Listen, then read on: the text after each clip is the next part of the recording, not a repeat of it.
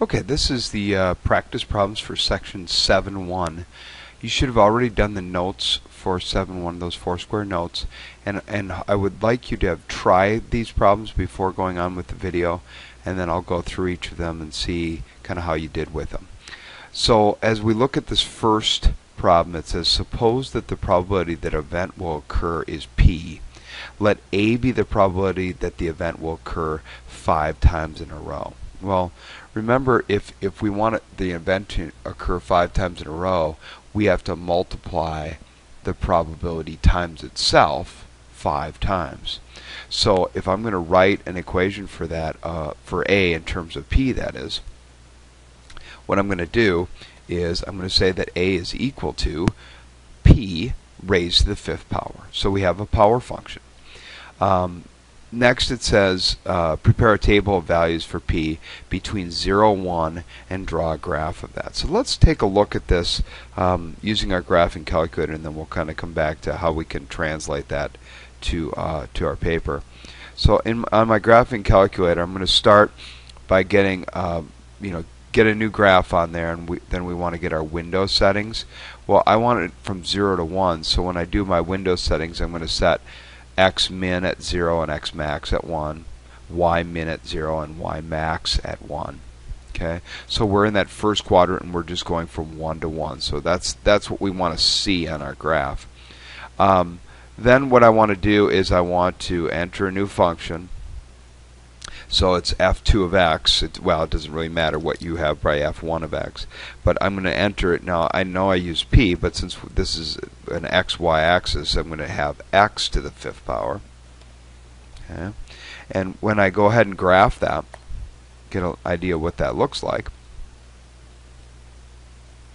And you'll notice that it's, as we go from 0 to 1, it's basically 0 for about almost half the way between 0 and 1, and then it starts going up, and it does go through the point 1, 1. Okay, now let's look at a table of values on this. Now it asked you to generate those values, but remember we can view that table on our screen as well. So if we come over here to view, we can do show table. And when we do that, it's going to pop up here on the right hand side of the screen.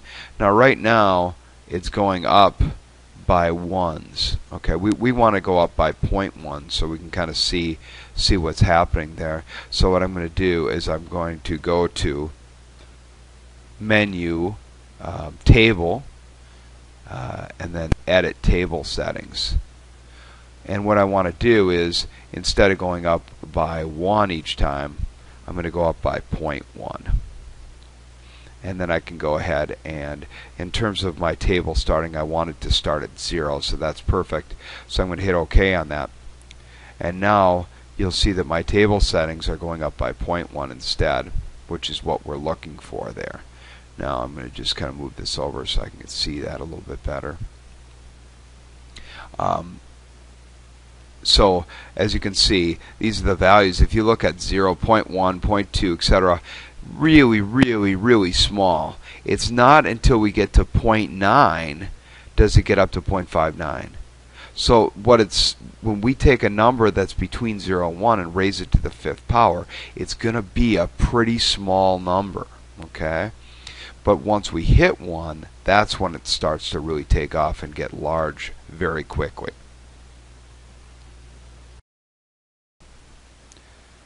So then next what we want to do is we want to translate that to our paper. So if you want to take your chart from your calculator, and you can go ahead and fill in your A values there in that chart, and then you can plot approximate values on our graph and go ahead and then draw in the curve that would be produced by that set of data.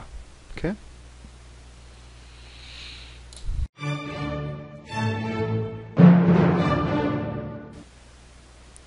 Okay, number 2 here says draw a graph and state the domain and range for the function with the equation f of x equals x to the 4th power. Okay, so first of all, let's if we're going to graph that, I'm going to go to my graphing calculator again. I'm going to take a look at that.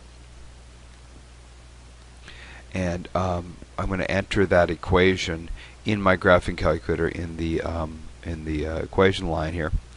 And when I do that, I'm going to just enter x raised to the fourth power.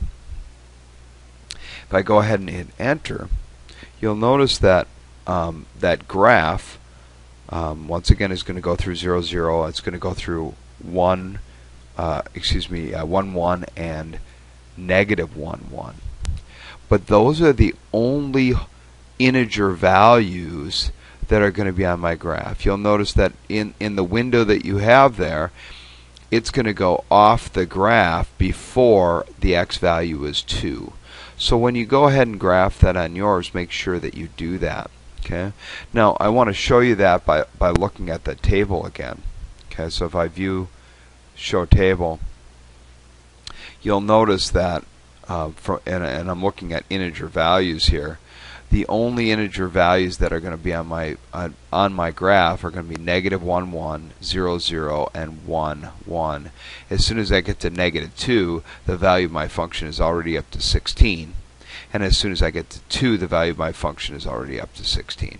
So in terms of integer values, those are the only three that we can plot. So when you do that, make sure that you don't go outside of the x value of 2 with your graph. Okay. So I'm going to come back here then, and I'm going to go ahead and graph that on my grid here, and I'm going to also look at a t-table for those values, just to get the ones that are on the grid. And like I said, 2 and negative 2 go off that the window that I'm showing. So this is what that graph should look like, kind of in terms of what you should be graphing there. And then the last thing we have to do is state the domain and range. So as I look at my domain and range there, the domain is the values that I put in for x. Well, I can put any x value in. It doesn't matter what in terms of my function. It's going to go. The further I get from 0, the higher up the graph's going to go. But I can put any value for x in. The range, however, can only be a positive value, because I raise any number to the fourth power, and I will always end up with a positive value. Therefore, my range can only be values that are greater than or equal to 0.